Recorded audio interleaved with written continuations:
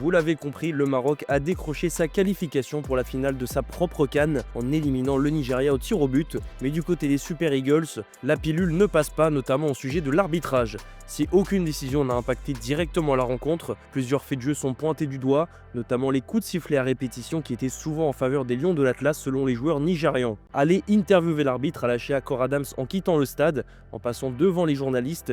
Bright Osayi Samuel a lui été plus offensif. On a perdu au pénalty, ça fait mal, c'est une loterie. Aujourd'hui, nous n'avons pas gagné. Mais je voulais dire une chose, l'arbitrage était épouvantable.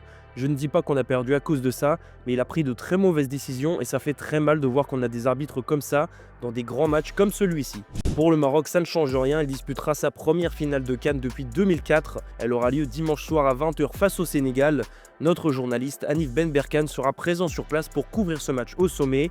Voici les dernières informations sur place. Oui, hier c'était la folie dans les rues de Rabat et globalement partout dans le royaume. Le Maroc est enfin en finale d'une Coupe d'Afrique des Nations, une première depuis 2004.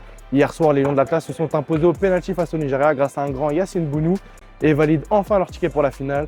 Ils affronteront le Sénégal de Sadio Mané qui s'est imposé face à l'Égypte pour une très belle affiche du continent. On a vu beaucoup d'émotions sur les visages marocains, notamment les larmes d'Achraf Hakimi.